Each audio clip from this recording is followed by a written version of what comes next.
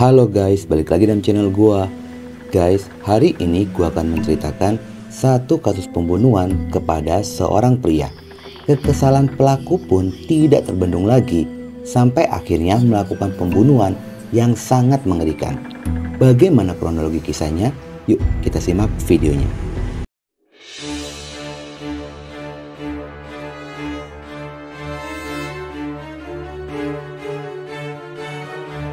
Kisah ini bermula dengan sosok seorang pria bernama Ahmad Zakarsi atau biasa dipanggil Jack, berusia 51 tahun.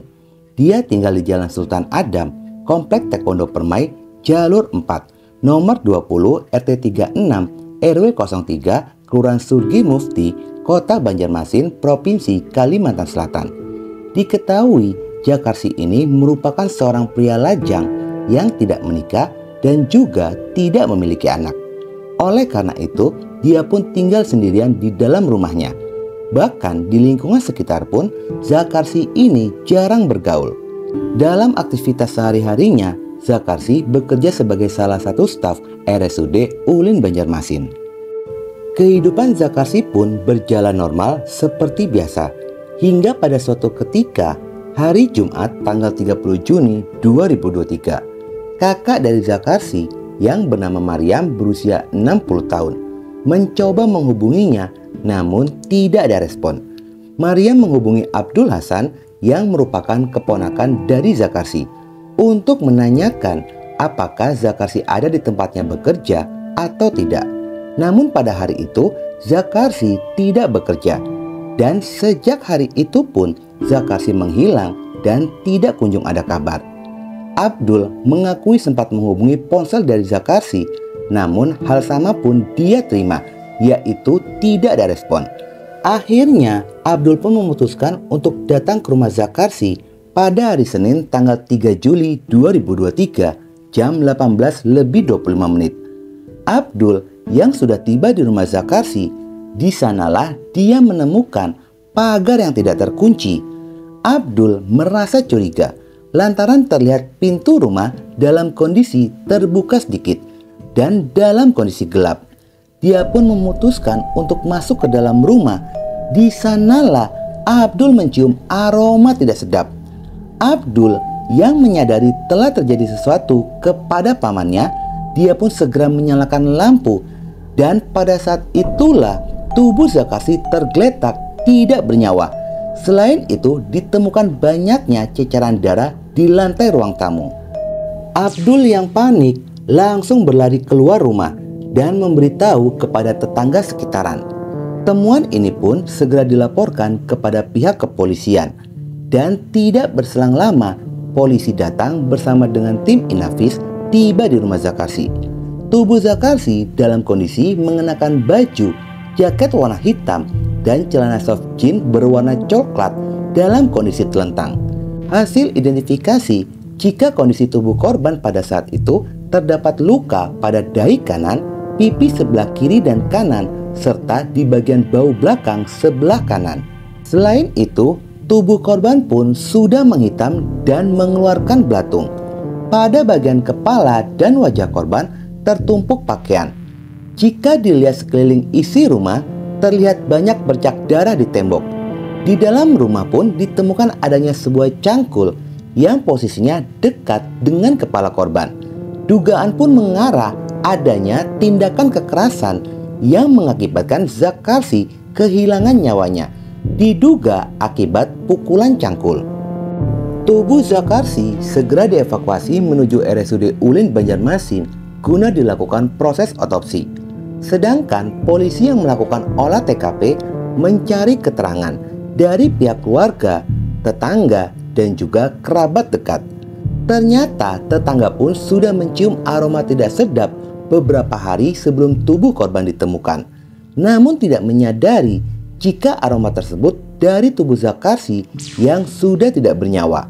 Selain itu, polisi melakukan pengecekan sejumlah CCTV yang berada di komplek perumahan beserta security hingga warga sekitaran.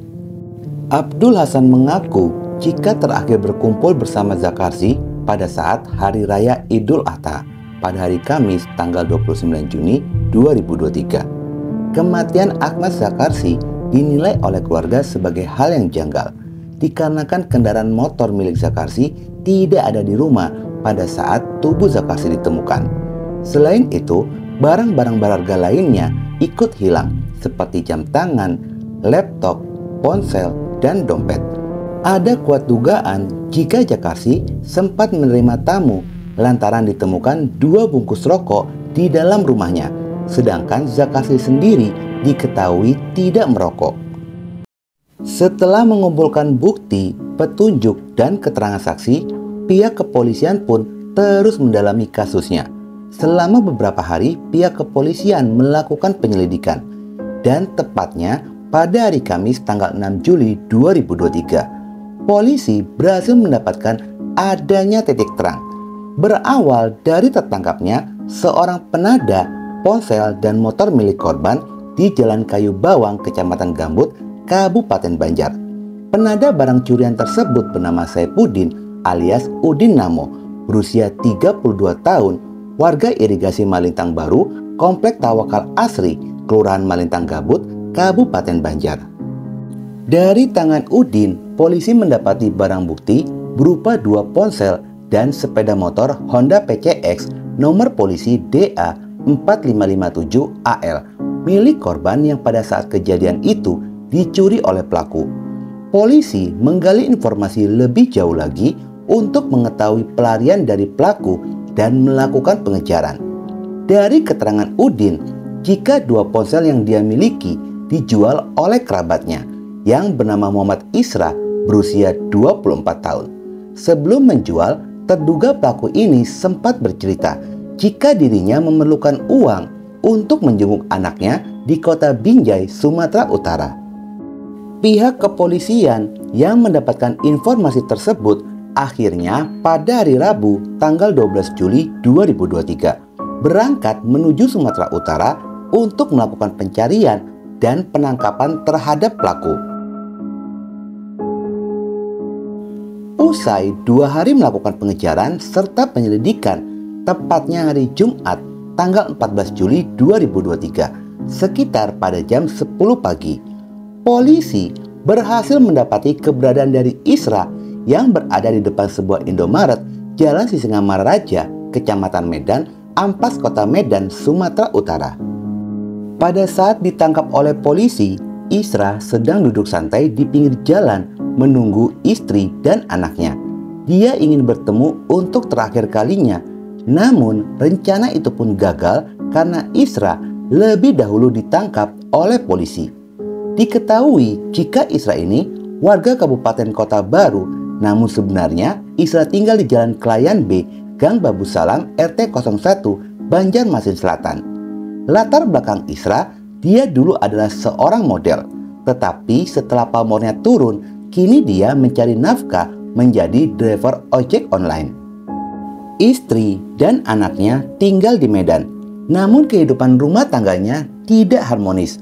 Dan kedatangannya ke Medan, dia pun berencana untuk menemui istri dan anaknya untuk terakhir kalinya setelah lama berpisah ranjang. Dalam interogasi polisi, Isra pun mengaku baru 1 hari mengenal korban sebelum terjadinya pembunuhan. Perkenalan itu tepatnya pada hari raya Idul Adha yang berada di pinggir Jalan Ahmad Yani, kilometer 11, tidak jauh dari gedung Aston. Saat itu, Isra sedang berjalan kaki dari Klayan. Dirinya sedang mencari rumah saudara sepupunya. Namun di tengah perjalanan, dia pun dihampiri oleh seorang pria, yaitu Zakarsi. Zakarsi menyapa dan terjadi obrolan singkat di antara mereka berdua. Singkat cerita, Zakarsi ini mengajak Isra ke rumahnya dan Isra pun setuju. Namun di dalam perjalanan, Zakarsi baru mengungkapkan jika rumahnya berada di Sultan Adam.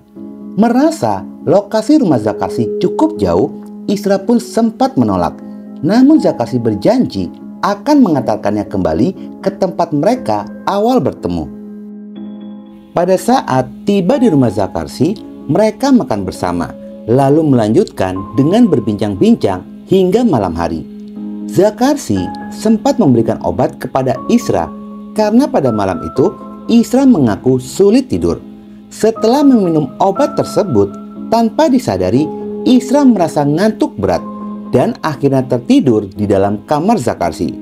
Hingga pada keesokan harinya, hari Jumat tanggal 30 Juni 2023, Isra yang terbangun sangat terkejut, menyadari dirinya tanpa busana. Namun pada awalnya, Isra tidak berpikiran negatif dan semua berjalan baik-baik saja. Memasuki siang harinya setelah sholat Jumat, mereka pun makan siang bersama. Pada saat makan siang itu, tiba-tiba Zakarsi meminta maaf kepada Isra. Isra pun bingung apa maksud dari permintaan maaf tersebut. Zakarsi memperlihatkan foto dan video yang membuat Isra sangat marah. Dalam rekaman video tersebut, Zakarsi sedang menggauli Isra. Isra yang marah langsung memukul Zakarsi. Zakarsi pun sempat meminta ampun sembari mengucapkan maaf dan berjanji tidak akan mengulangi perbuatannya itu. Lalu amarah dari Isra pun mereda. Isra yang merasa lelah setelah memukuli Zakarsi, dirinya pun tertidur di ruang tamu. Beberapa saat kemudian, Isra pun terbangun lantaran Zakarsi sedang menciumi lehernya. Emosi Isra kembali memuncak. Isra berlari keluar rumah mendapati adanya cangkul, lalu mengambilnya dan melayangkan 3 hingga 4 kali ke beberapa bagian tubuh dari Zakarsi. Isra belum puas, lalu pergi ke arah dapur mengambil sajam parang dan menghujamkan ke wajahnya. Meskipun Zakarsi sudah tidak berdaya, tetapi masih mengeluarkan suara. Isra pun menumpuk baju ke wajah Zakarsi yang membuatnya kesulitan bernafas dan kehilangan nyawanya. Usai membunuh Zakarsi, Isra langsung membawa barang-barang berharga milik Zakarsi dan pada keesokan harinya dirinya pun langsung melarikan diri menggunakan pesawat menuju ke Medan.